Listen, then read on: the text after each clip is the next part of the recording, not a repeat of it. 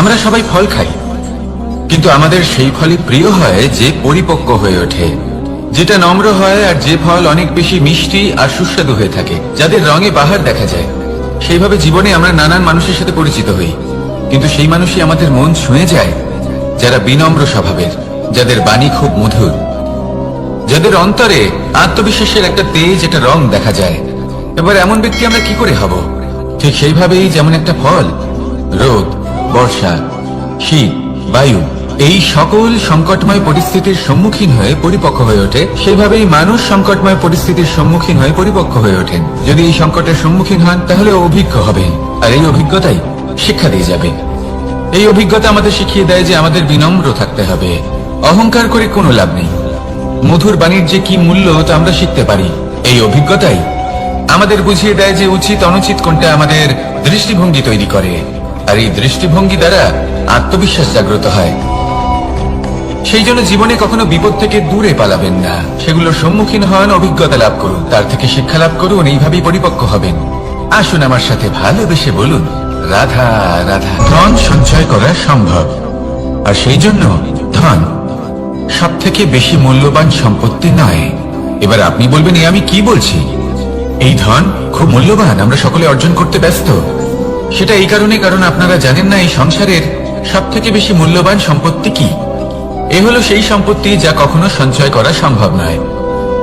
আপনার কাছে যতই ধন থাকুক তা দিয়ে আপনি স্বাস্থ্য লাভ করতে পারেন, বাড়ি কিনতে পারেন, আদি ইত্যাদি, কিন্তু আপনি যতই ধনী হন না কেন, ফেলে আসা দিনের একটা মুহূর্ত আপনি লাভ করতে পারবেন না। এই একটা মুহূর্ত, এই সময়, এটাই হলো সংসারের সব থেকে মূল্যবান সম্পত্তি। একবার চলে গেলে তা কখনোই ফিরে আসে না। আর এই মুহূর্ত যতই চলে যাক না কেন, আমরা স্মৃতির মাধ্যমে সেগুলি যাপন করতে পারি, তার আনন্দ উপভোগ করতে পারি, আর যার সাথে আমরা সময় অতিবাহিত করেছি তার স্মৃতিতে আমরা চিরকাল জীবিত থাকতে পারি। সেই জন্য সময় সব থেকে মূল্যবান সম্পত্তি, তাকে এইভাবে নষ্ট করবেন না। প্রত্যেকটা মুহূর্ত উপভোগ করুন, আনন্দ করুন, আর ভালোবেসে বলুন, রাধা রাধা। কনক, কি সুন্দর একটা শব্দ। এর অনেকগুলো রূপ রয়েছে, অনেকগুলো অর্থ রয়েছে। প্রথম অর্থ হলো স্বর্ণ, অর্থাৎ সম্পত্তি। দ্বিতীয় অর্থ ধুতুরা, অর্থাৎ গাছের ছোট একটা বীজ, যা কিনা অত্যন্ত শক্তিশালী হয়। যদি বেশি মাত্রায় এর প্রয়োগ করা হয় তাহলে এটা বিষময় হয়ে উঠতে পারে। এই হলো সেই ধুতুরা যার প্রয়োগ মহাদেবের পুজোতে করা হয়। এবার প্রশ্ন হলো এটাই যে এই স্বর্ণ এবং এই ধুতুরার মধ্যে মিল কি রয়েছে? মিল হলো এটাই যে এই দুটোই মানুষকে মত্ত করে তোলে। ধুতুরা মানুষকে তখন মত্ত করে যখন তাকে সেবন করা হয়, কিন্তু স্বর্ণ, ধন, সম্পত্তি, মানুষ সেটা যতটাই অর্জন করে নেয় সেটাই যথেষ্ট। এই স্বর্ণ মানুষের ভাবনা চিন্তা করার ক্ষমতাকে বশ করে ফেলে। মানুষ সম্পত্তির লোভে মত্ত হয়ে ওঠে, কারণ যে যত চমৎকারী, যতটা অমূল্য হয় তাকে সামলানো কিন্তু ততটাই কঠিন, তাই না? তাই মনে রাখবেন, ধন, স্বর্ণ, সম্পত্তি এগুলো ধুতুরার থেকেও অনেক বেশি বিষাক্ত হতে পারে। তাই এর উপর আত্মসংযমের একটা কবচ পরিয়ে রাখবেন এবং বিবেকের শক্তির সাথে এগুলো প্রয়োগ করুন, তবেই কল্যাণ হবে। আসুন আমার সাথে ভালোবেসে বলুন, রাধা রাধা। আমার কাছে যশোদা মা যেমন, আমার কাছে দেবকী মা যেমন, আমার কাছে ঠিক তেমনই হলেন গোমাতা। এবার ভেবে দেখার বিষয় হলো এটা যে এই সংসারে অসংখ্য প্রাণী আছে, একজন গাইকে একজন মায়ের মর্যাদা কেন দেওয়া হয়? তাহলে এর অনেকগুলো কারণ আছে। এই গাই অর্থাৎ গোমাতা, এনারা হলেন অত্যন্ত শান্ত, শান্তিপ্রিয়, কখনো কারোর কোনো ক্ষতি করতেই পারেন না। গোমাতা যে দুধ নিজের বাছুরকে পান করান সেই দুধই আমাদেরও দেন। সেই দুধ পান করে আমরা শক্তি লাভ করি।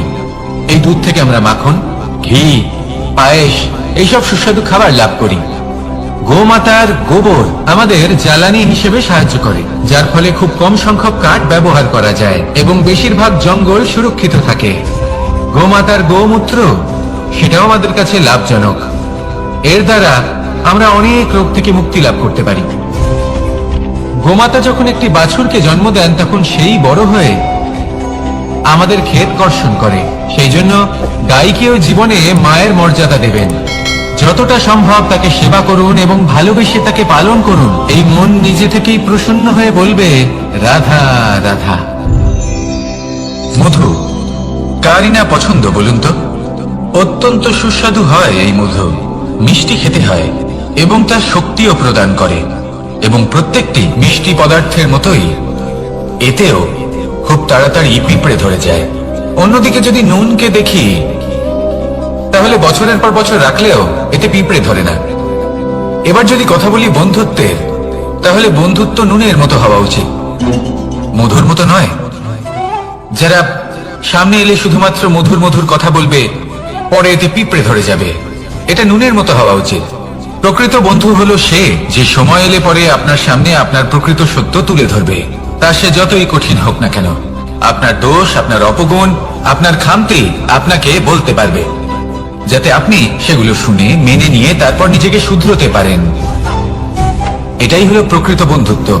কখনো নিজের জীবনের আশেপাশে মন দিয়ে দেখবেন, অনেক সময় এমন মানুষ থাকেন, অনেক বন্ধু থাকেন, যাদের দেখে আমাদের মনে হয় যে এনারা খুব কঠোর, এনাদের কথা খুব কটু। কিন্তু বেশিরভাগ এমন মানুষের মনটা যদি বুঝতে পারেন, তাহলে দেখবেন তাতে কোনো মালিন্য নেই। এনাদের মন অত্যন্ত পবিত্র হয়। যদি আপনার জীবনেও এমন কোনো ব্যক্তি থেকে থাকে, এমন বন্ধু থাকে, তাহলে তাদের আগলে রাখুন আর আমার সাথে ভালোবেসে বলুন, রাধা রাধা। যতক্ষণ আমরা এই সংসারে জীবিত, ততক্ষণ আমাদের সাথে সবকিছু থাকে। আমাদের ধন, সুখ স্বাচ্ছন্দ্য, আমাদের মিত্রগণ, আমাদের পরিবার, এই সমাজ, এই সবকিছু আমাদের সাথে থাকে। যেদিন আমরা এই সংসারকে ত্যাগ করব, এদের মধ্যে কেউ আমাদের সাথে যাবে না। না ধন, না স্বাচ্ছন্দ্য, না সম্পত্তি। এই সকল মানুষ, এই সমাজ, এরা শুধুমাত্রই শ্মশান পর্যন্ত আমাদের সাথে থাকতে পারবেন। তারপরে যদি আমাদের সাথে কিছু যেতে পারে, তাহলে তা শুধুই আমাদের ধর্ম। আর এই সংসারে আমরা নিজেদের যে সুনাম রেখে যাই, সেটা সম্ভব শুধুমাত্র কর্মের দ্বারা। সেই জন্য সংসারে যতদিন পর্যন্ত জীবিত আছেন, যদি কিছু অর্জন করতে চান, তাহলে ধর্ম অর্জন করুন, ধর্মের বিষয়ে স্পষ্টতা অর্জন করুন এবং কর্ম অর্জন করুন। এটাই হবে আপনার অতীত এবং এটাই হবে আপনার ভবিষ্যৎ, এবং এটাই সকলকে প্রেরণা প্রদান করবে। আসুন আমার সাথে ভালোবেসে বলুন, রাধা রাধা।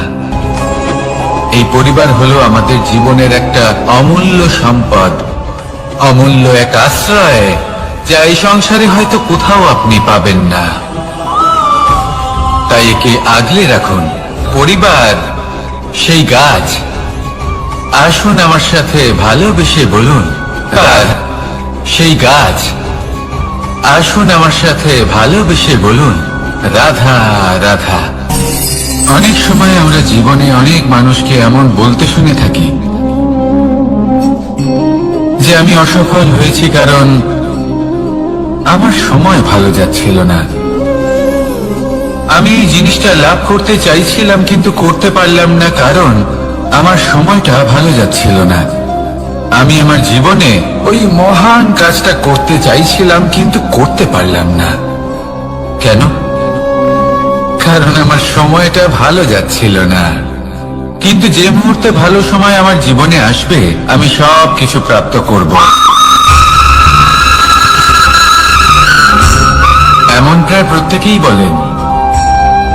আসুন একটা কথা বোঝা যাক। একজন মালিকে দেখুন, সে প্রত্যেক দিন গাছের সেবা করে, তাকে জল দেয়, তার যত্ন আত্তি করে। কেন? প্রত্যেক দিন সেই গাছ ফল দেয় না। সঠিক সময় এলে তবেই সেই গাছ ফল দেয়, কিন্তু প্রত্যেক দিন মালি তার সেবা করে, তাকে যত্ন করে। শুধুমাত্র তখন করে না যখন সেই গাছ ফল দিতে সক্ষম। আর যদি মালি গাছের যত্ন প্রতিদিন না করে, তাহলে হয়তো সেই গাছ ফল দিতেই পারবে না। এটাই হলো আমাদের জন্য একটা শিক্ষা। যখন সময় আমাদের জন্য অপেক্ষা করে না, তখন আপনি সময়ের জন্য কেন অপেক্ষা করছেন? ভালো সময়ের জন্য অপেক্ষা করবেন না। ভালো এবং শুভ কর্ম দ্বারা ভালো সময়কে নিজের কাছে টেনে আনুন। নিরন্তর কর্ম করুন, পরিশ্রম করতে থাকুন। শুভ সময় আপনা থেকেই আপনার কাছে আসবে। আসুন আমার সাথে ভালোবেসে বলুন, রাধা রাধা। একে বালি বলুন, মাটি বলুন বা ধুলো বলুন, এ দিয়ে কত কিছু করা সম্ভব। এ দিয়ে আপনি নিজের বাসস্থান নির্মাণ করতে পারেন, প্রাচীর করে তুলতে পারেন, অট্টালিকা নির্মাণ করতে পারেন। কিন্তু যদি এই বালিকে আপনি মুষ্টিবদ্ধ করে রাখতে চান, তাহলে তা হাত থেকে ফসকে যাবে। আপনি কখনোই একে মুষ্টিবদ্ধ করতে পারবেন না। এরকমই হয় আমাদের জীবন, আর এরকমই হয় সময়। এই মুষ্টিবদ্ধ করা বালির মতো। সময়কে আমরা বাধা দিতে পারবো না, আটকেও রাখতে পারবো না। এ হলো প্রবাহমান। জন্ম থেকে মৃত্যু পর্যন্ত এই যে সময়, তা খুবই সীমিত। আর এই সময় আমরা যেটাই করি তার দ্বারাই আমাদের মূল্য নির্ধারিত হয়। আর এই সংসার থেকে চলে যাওয়ার পরেও এই সংসার এই সব কর্মের জন্যই আমাদের মনে রাখে। তাই যদি আপনি এটা ভাবেন যে আজ যে কর্ম করার ছিল আমি না হয় কাল করে নেব, কাল আমার লক্ষ্যে পৌঁছানোর কথা ছিল আমি পরশু পৌঁছবো, না, এই সময় খুব মূল্যবান, একে নষ্ট করবেন না। এই সময়কে সদ্ব্যবহার করুন, মহান হবার পথে অগ্রসর হন। একে যদি মুষ্টিবদ্ধ করে রাখার চেষ্টা করেন, এই সময় থেমে থাকবে না। আসুন আমার সাথে ভালোবেসে বলুন, রাধা রাধা। আমাদের মনে যখন কোনো প্রশ্ন ওঠে, কোনো দ্বন্দ্ব জাগে, তখন আমরা যাই আমাদের গুরুর কাছে, আমাদের আরাধ্যের কাছে গিয়ে জিজ্ঞেস করি। এইভাবেই একদিন আমি পৌঁছলাম আমার আরাধ্যের কাছে, আমার মহাদেবের কাছে, আর ওনাকে প্রশ্ন করলাম যে মহাদেব, জীবনে আনন্দ পাওয়ার, উৎসব পালনের, প্রেম ভাগ করে নেবার, জীবনকে উপভোগ করে নেওয়ার সর্বশ্রেষ্ঠ সময় কোনটা? মহাদেব হাসলেন আর উনি বললেন, জীবনে উৎসব পালনের সব থেকে শ্রেষ্ঠ দিন হল মৃত্যুর ঠিক আগের দিনটা। প্রেম ভাগ করে নেওয়ার সব থেকে শ্রেষ্ঠ মুহূর্ত হল মৃত্যুর ঠিক আগের মুহূর্ত। জীবনকে উপভোগ করে নেওয়ার সর্বশ্রেষ্ঠ প্রহর হল মৃত্যুর এক প্রহর পূর্বে। তখন আমি চমকে গেলাম। আমি বললাম, কিন্তু মহাদেব, মৃত্যু তো অনিশ্চিত, আমরা জানিও না কবে আমাদের মৃত্যু হবে।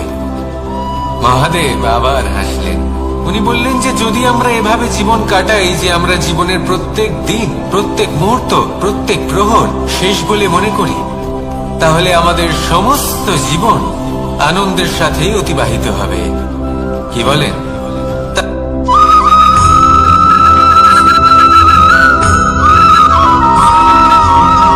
এই সংসারে কোনো বস্তু হোক বা ব্যক্তি হোক, তার একার গুরুত্ব কিন্তু খুব বেশি নয়। একটা উদাহরণ হিসেবে বৃষ্টির ফোঁটাকে ভেবে দেখুন।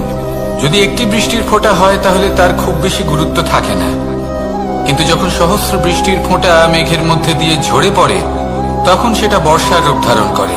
সেই বর্ষা যা এই প্রকৃতিকে শান্ত করে। সেইভাবে পাথরের ছোট টুকরো, তার খুব বেশি গুরুত্ব থাকে না, কিন্তু যখন অসংখ্য পাথরের টুকরো একত্রিত হয় তখন তা পর্বতের আকার ধারণ করে। সেইভাবেই কিছু মানুষ যখন একত্রিত হন তখন তৈরি হয় পরিবার, কিছু পরিবার যখন একত্রিত হয় তখন তৈরি হয় সমাজ, যখন অনেক সংখ্যক সমাজ একত্রিত হয় তখন তৈরি হয় রাজ্য। এবার এই রাজ্যের সব থেকে গুরুত্বপূর্ণ ব্যক্তি হতে পারেন রাজা, কিন্তু তাও সেই রাজা একা কিছু করতে পারেন না। যুদ্ধ লড়ার সময় তারও নিজের সৈন্যদলকে প্রয়োজন পড়ে।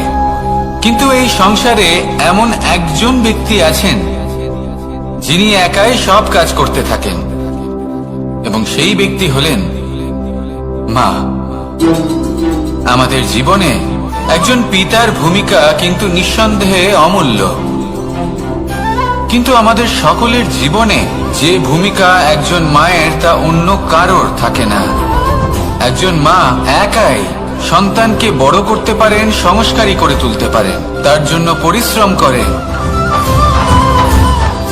আর এত কিছু কাজ করার পরেও তার কাজের জন্য তিনি প্রশংসা অবশ্য পান না। উল্টে যদি সেই সন্তান অনুচিত পথে চালিত হয়, অনুচিত কর্ম করে, তখন সেই মাকেই অপবাদের পাত্র হয়ে উঠতে হয়। আমাদের জীবনে মায়ের যোগদান কতটা সেটা বুঝুন।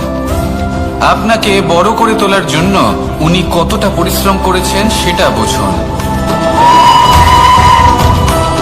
আজ থেকে, এখন থেকে, এই মুহূর্ত থেকে মাকে সম্মান করতে শিখুন। যখন সময় পাবেন, যখন সুযোগ হবে, তখন তার প্রশংসা করুন, ওনারও ভালো লাগবে। আর মায়ের এই মমতার জন্য, তার এই ভূমিকার জন্য আসুন সবাই মিলে আমরা তাকে প্রণাম করি, আর সকলে মিলে ভালোবেসে বলি, রাধা রাধা।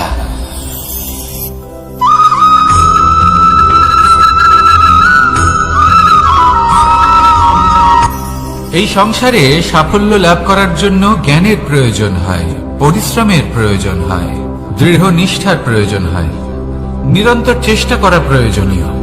কিন্তু আরো কিছু আছে যা অত্যন্ত প্রয়োজনীয় এবং গুরুত্বপূর্ণ। তা হলো ভালো বন্ধু। তাদের থাকা অত্যন্ত প্রয়োজনীয়। যদি ভালো বন্ধু থাকে তাহলে সময় এলে তারা ঢাল হয়ে আপনাকে সুরক্ষা করবেন। সময় এলে অস্ত্রের মতো শত্রুকে সংহারও করবেন। যদি তিনি জ্ঞানী হন, তাদের মধ্যে সদ্গুণ থাকে, তাহলে এই সব গুণ আপনার মধ্যেও প্রবেশ করবে। তাহলে সাফল্যের জন্য ভালো বন্ধু পাওয়া অত্যন্ত প্রয়োজনীয়। কিন্তু শুধু বন্ধু কেন, ভালো শত্রুও থাকা প্রয়োজনীয়। এবার আপনি ভাববেন, আমি কি বললাম? যদি আপনার জীবনেও ভালো অর্থাৎ শক্তিশালী শত্রু থাকে, তাহলে আপনিও শক্তিশালী হতে থাকবেন। এই শত্রু আপনাকে প্রেরিত করবে আরো বেশি শক্তিশালী হয়ে ওঠার। কখনো কোনো হরিণকে দেখুন, তীব্র গতিতে দৌড়তে থাকে। কেন তীব্র গতিতে দৌড়য়? এই কারণে নয় যে কোথাও তার জন্য মধুর ঘাস অপেক্ষা করে রয়েছে, না। সে এই কারণে তীব্র গতিতে দৌড়য় কারণ সেটা না করলে তার পেছনে একটি সিংহ আছে যে ওকে নিজের ভোজন করে ফেলবে। তাই জীবনে বিপদ, সংকট, এই সবকিছুও হলো অত্যন্ত গুরুত্বপূর্ণ। তার সম্মুখীন হতে শিখুন আর আমার সাথে ভালোবেসে বলুন, রাধা রাধা।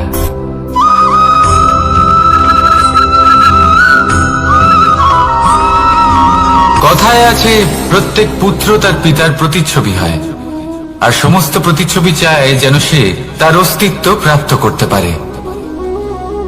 পুত্র চায় সে যেন তার পিতার মতো হয়, বা কখনো কখনো তার থেকেও শ্রেষ্ঠ হয়। সেটা কোনো অনুচিত ব্যাপার নয়। অনুচিত তখন হয় যখন পুত্র নিজের পিতার মতো হবার স্বপ্ন পূরণ করতে গিয়ে বা তার থেকেও শ্রেষ্ঠ হওয়ার স্বপ্ন পূরণে অনুচিত পথের আশ্রয় নেয়। কারণ তারপরে সে তার পিতার গুণগুলি আত্মসাৎ করতে চায় না। সে শুধুই এটা চায় যে সংসারের চোখে যেন আমি শ্রেষ্ঠ প্রমাণিত হই। এটা অনুচিত।